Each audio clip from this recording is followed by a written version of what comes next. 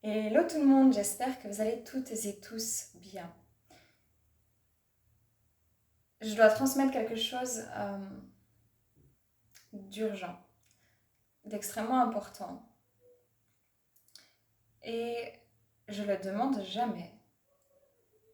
Par contre, si ça résonne pour vous, si vous connaissez des amis thérapeutes, énergéticiens, des magnétiseurs, des chamans, des gens, des kinésiologues, enfin des gens vraiment qui ont aussi une conscience du domaine émotionnel, du domaine énergétique, etc.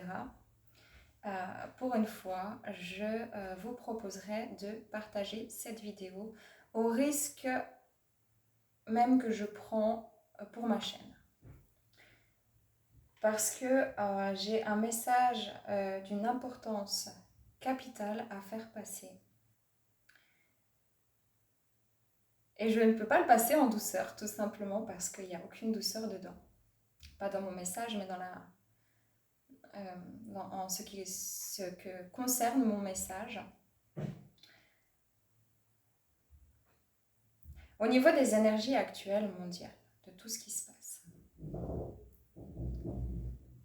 Depuis la nuit des temps, l'être humain a une dimension spirituelle, qu'elle soit consciente ou non consciente. À l'époque, l'être humain avait conscience de la nature, avait conscience de son humanité et avait conscience de sa part de divinité, que ce soit retranscrit dans des religions, que ce soit retranscrit dans des cultures, que ce soit retranscrit par rapport à la force de la nature, par rapport aux dieux, aux déesses, aux anges.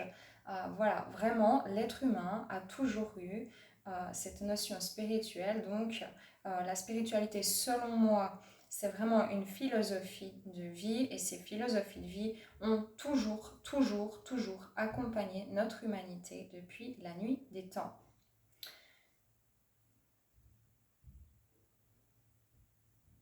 Aujourd'hui, simplement, dans le domaine énergétique,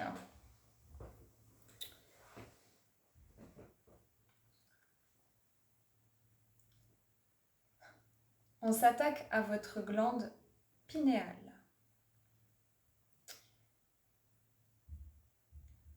Je laisserai tout à chacun se renseigner dans le domaine médical, émotionnel, ce que cette glande fait et produit, ainsi que dans le domaine spirituel.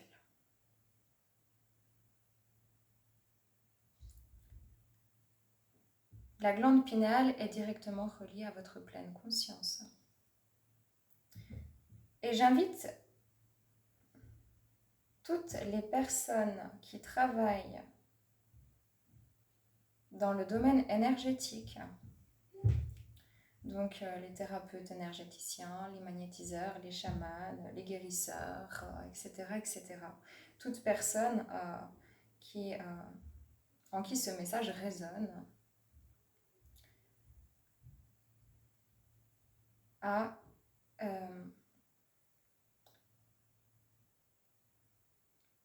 probablement, si vous le sentez, de le faire, nettoyer au besoin, quand il y a les gens qui viennent vers vous, la glande pinéale afin de pouvoir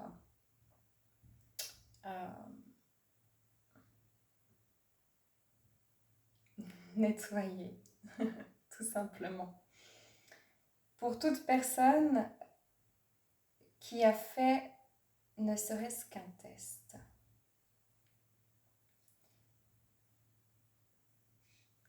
je vous conseille,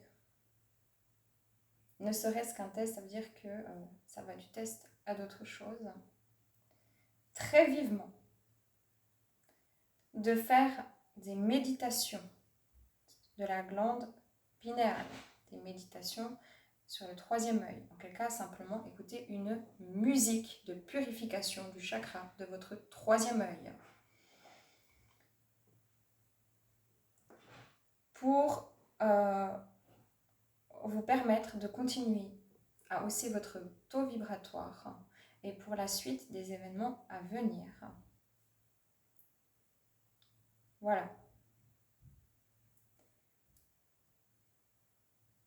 Sans doute vous allez vous poser plein de questions. Je pense que tout n'est pas sain non plus toujours d'aller rechercher. Je transmets ce qu'on me propose à vous transmettre, même ce qu'on me pousse réellement très fortement à vous transmettre, pour vous permettre de prendre conscience de cette dimension-là. Le chakra du troisième œil, c'est votre intuition, d'accord, c'est votre conscience en partie. Chakra coronal, il est en dessus, c'est ce qui vous permet d'être en reliance avec les plans supérieurs et les plans subtils. Il n'y a pas d'infériorité ou de supériorité, c'est plus une question qu'il y a une dimension matérielle, il y a une dimension dans l'esprit, d'accord, les mondes éthériques, subtils, etc. Et donc, il va falloir nettoyer tout ça. Et c'est pas grave, ok, parce qu'avec le pouvoir de l'intention, on fait des miracles, c'est pas un problème. Par contre, il faut avoir conscience, et là, il faut nettoyer. Il faut nettoyer les perturbations énergétiques, émotionnelles, psychiques et corporelles au niveau de l'anatomie que cela peut amener. Voilà, c'est le message que je voulais faire passer. Je vais tirer... Non, je ne vais même pas tirer une carte.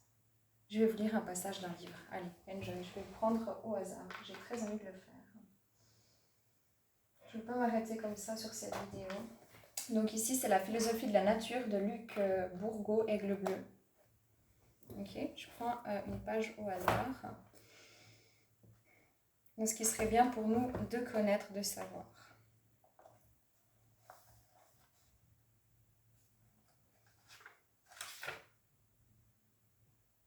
Alors, l'éducation. L'éducation est un sujet qui constitue un prérequis à la pratique philosophique. C'est rigolo. Il s'agit ici de former des enfants et des jeunes afin qu'ils deviennent des créatures d'un monde nouveau et de la nouvelle terre. Des jeunes adultes prêts à exercer leur intelligence et leurs intuitions afin de trouver des solutions efficaces et habiles aux nombreux problèmes créés par nos civilisations technocratiques. Nous devons être également prêts à instaurer des enseignements qui nous éviteront de retomber dans ces modes de vie et de pensée destructrices pour l'homme et la nature et qui affligent l'humanité depuis des millénaires. Afin de parler correctement de l'éducation, nous devons créer le contexte dans lequel cette conversation peut avoir lieu. Il y a d'abord la manière dont les hommes ont été éduqués au sein des nations aborigènes du monde depuis des temps immémoriaux. Cette éducation-là n'est pas problématique, car elle a toujours été en accord avec la création et la nature dans laquelle vivent ces peuples. Par contre, l'éducation moderne présente bien des problèmes. Sur tous les continents, elle a été imposée aux peuples premiers. Nous allons donc parler de ce qui est vécu dans le monde moderne. Nous pourrons ensuite observer de quelle manière l'éducation pourrait être dispensée afin de permettre le développement maximum de notre intelligence, de nos capacités, de notre compréhension et de notre sagesse. Nous nous attarderons à l'éducation basée sur la nature véritable de l'être et la sagesse. Attendez voir. Alors, nous nous attarderons à l'éducation basée sur la nature véritable de l'être et la sagesse, à la manière de faire et d'être des peuples premiers, des autochtones et des aborigènes, ainsi qu'à quelques initiatives actuelles qui suivent le même chemin. Ces observations permettront d'indiquer une voie saine vers davantage d'intelligence dans notre éducation. Cette éducation sera la base pédagogique du monde de demain, en plus de préparer les éventuels aspirants aux voies plus poussées et de la pratique philosophique. Le système d'éducation actuel.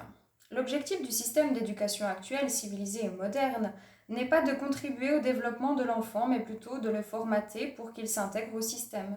Le bon sens indique qu'un enfant a besoin de courir, de jouer, de découvrir de nouveaux insectes et animaux, de voir de nouveaux lieux, de rencontrer de nouvelles personnes, de se retrouver dans de nouvelles situations, afin de découvrir la vie.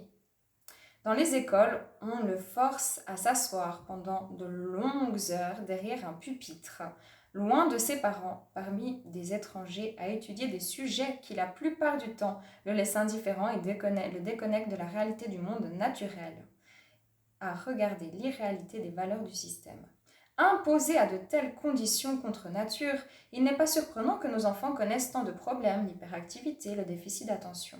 Problème que le système cherche à contrer de manière vraiment abjecte en administrant des remèdes, je ne vais pas citer, et d'autres solutions apparentées. Bref, nous en sommes maintenant réduits à nos enfants parce que notre système d'éducation est déficient. Nous devons donc nous poser la question, pourquoi ? En fait, le système n'a pas intérêt à ce que l'enfant réfléchisse, puisse réfléchir et comprendre la réalité. Le système est bâti sur des valeurs artificielles. Pour que l'enfant intègre le système, il faut le plonger dans un monde artificiel afin qu'il trouve ce monde normal et qu'il s'habitue à évoluer dans un monde artificiel sans le remettre en question. En agissant ainsi, nous nous assurerons qu'il soit apte plus tard à devenir un rouage durci du système. Je rappelle que j'ai ouvert cette page, ce livre à une page quelconque, je ne savais même pas où j'ouvrais. Ça vient exactement taper là où il faut. Ce livre est un livre magnifique que je conseille vivement. C'est La philosophie de la nature de Luc Bourgault, qui est nommé L'Aigle bleu. Il est extraordinaire, vraiment. Si un enfant avait le temps de comprendre la réalité, de réfléchir par lui-même et de comprendre les vérités immuables du monde, pensez-vous qu'il accepterait de laisser les meilleures années de sa vie dans un travail harassant et souvent stressant ? Croyez-vous qu'il accepterait qu'on lui prélève sa sueur et son sang, taxes, impôts ou services à la guerre, pour ceux qui doivent partir à la guerre, au profit d'un système qui détruit la nature et l'environnement et qui, ultimement, lèguera à ses descendants une planète polluée et affolée ? Bien sûr que non. Un être qui sait voir la réalité et la vérité est un être libre qui saura se tenir debout et s'opposera à un mode de vie qui menace et détruit la nature, en plus d'asservir les humains. Les taxes et les impôts sont non seulement illégaux, ils sont une manifestation concrète d'esclavage. Je cite ce qui est noté dans le livre. Ceux qui ont créé ce système ont donc mis en place une éducation basée sur la peur, si bien que les parents se mettent au service de ce système dès les premières années de vie de leurs enfants. Je compte plus le nombre de fois où j'entends un parent dire à son garçon ou à sa fille « je compte jusqu'à 10 » dans l'attente que l'enfant obéisse aux ordres qu'il a reçus. La menace, l'autorité, la punition et la récompense sont des outils qu'utilise un système éducatif basé sur la peur. Bon, tiens, ça rappelle des choses. Le problème avec cette approche, c'est qu'elle ne permet pas de développer les capacités de réflexion de l'enfant pour l'amener à déterminer lui-même ce qui est vrai, ce qui est bon, ce qui est mal ou ce qui est faux. Au contraire, ces valeurs souvent programmées sont imposées et doivent être acceptées sous les seules prémices d'une autorité, souvent arbitraire, puisqu'elles reposent sur des conditionnements qui ont été transmis de cette manière depuis des millénaires. Dès les premières années, l'école fait subir des examens à l'enfant. Malgré que tous les enfants soient différents les uns des autres, l'examen, lui, est le même pour tous.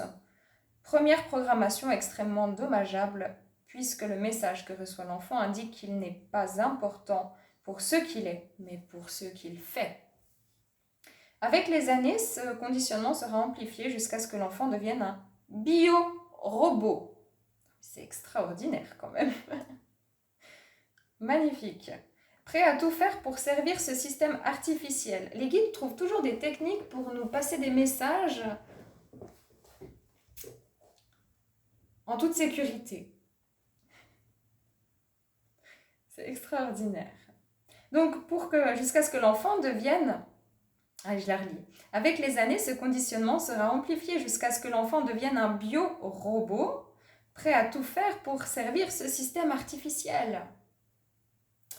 Le système utilise la carotte et le bâton, la récompense et la punition. Dans notre exemple, la récompense prend la forme de bonnes notes et la réussite, de pouvoir aller là ou là. De son année scolaire, alors que la punition est symbolisée par les mauvaises notes qui mènent à l'opprobre, au rejet et à l'échec de son année scolaire. Ces techniques se perpétuent toute la vie durant. Une fois adultes, nous sommes soumis à la même dynamique, nous nous réunissons et suivons les édits du système. Nous obtiendrons argent et acceptation de notre entourage. Sinon, c'est la pauvreté, l'opprobre et le rejet qui nous guettent. Si nous contrevenons aux lois et règlements, nous serons punis par des amendes. Je suis désolée, je fais la dyslexie, l'approbre, et dans le pire des cas, la prison. Pour avoir travaillé dans le système carcéral comme conseiller spirituel pour les autochtones incarcérés dans un établissement à sécurité maximum, je peux vous assurer que ces techniques ne fonctionnent pas. Les prisons sont bondées et les détenus y deviennent chaque jour de meilleurs criminels à force de fréquenter les plus adroits dans la criminalité. Ce n'est pas en opprimant un homme qu'il aura un meilleur caractère. Cela ne mène qu'à plus de révolte contre la société qui l'a incarnée. Incarcéré. Lapsus. Le problème avec cette approche basée sur la peur est que cette peur vient de l'extérieur. Les balises, les lois, les règlements sont artificiels et sont établis arbitrairement, parfois sans logique ou sans réflexion véritable. Ce qui opprime encore davantage la mesure d'intelligence, ce qui pourrait être utilisé car les balises sont non discutables et doivent être acceptées comme telles. La récompense et la punition viennent de l'extérieur. Ainsi, le message que reçoivent les jeunes est « si je ne me fais pas prendre, il n'y a pas de problème. Tant et aussi longtemps que personne ne s'aperçoit de quoi que ce soit, je peux faire ce que je veux. » Cette malheureuse philosophie explique par exemple le comportement où la récompense est obtenue par la violence.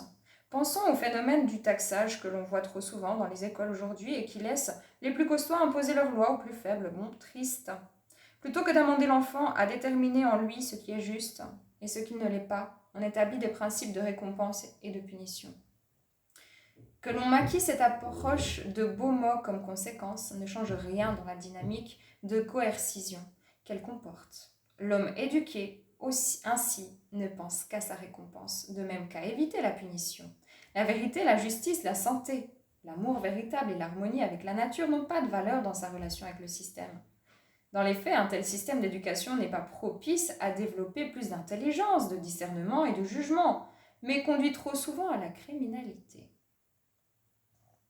Les solutions. Je continue, hein, c'est tellement, je ne sais même pas si je peux faire ça sur YouTube. En quel cas, je n'oserais pas lire un livre aussi longtemps sur YouTube. Excusez-moi, je ne savais pas. Mais je continue. Les solutions.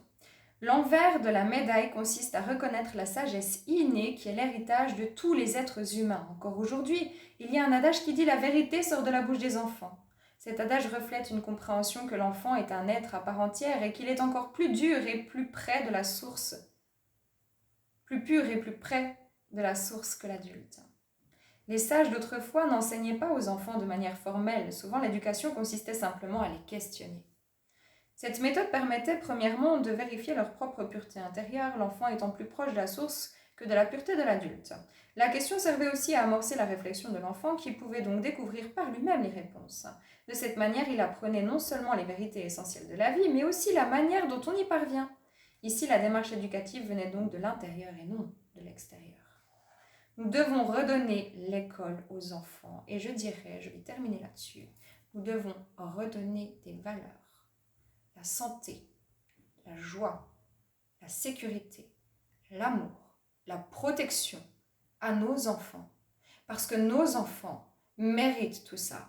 Nos enfants ne sont pas là pour payer les déboires comme on est déjà dans nos générations en train de payer les déboires des autres générations. C'est pas grave, on est un ensemble, on avance tous ensemble. Mais aujourd'hui, des décisions doivent être prises pour nos enfants. Et j'insiste, je n'irai pas en détail ici, mais j'insiste. J'ai pris une page au hasard qui parle d'éducation à l'école, qui reflète parfaitement tout notre système. Bio-robot. Nettoyez votre glande pinéale, les amis. Et je remercie ce grand monsieur, Luc Bourgault, l'aigle bleu, la philosophie de la nature, au grand homme qu'il est, très sage. Et vraiment, il me touche profondément dans mon âme, cet homme. Et si on avait écouté un petit peu plus les gens comme cette personne-là, qui sont dans le respect de la nature, de la vie, de l'humain, de soi, disons qu'il n'est jamais trop tard pour y songer réellement. Je sais que cette vidéo est vive, elle est forte, j'emploie un ton posé et pragmatique. Parce que c'est très important. Nettoyez votre glande pinéale. Faites des nettoyages au niveau du chakra frontal. Ne venez pas me demander comment faire. Parce que chacun a sa manière. Il y a des énergéticiens. Après, voilà, faites pas n'importe quoi avec n'importe qui, aussi très important. Vous pouvez simplement aussi faire l'imposition des mains.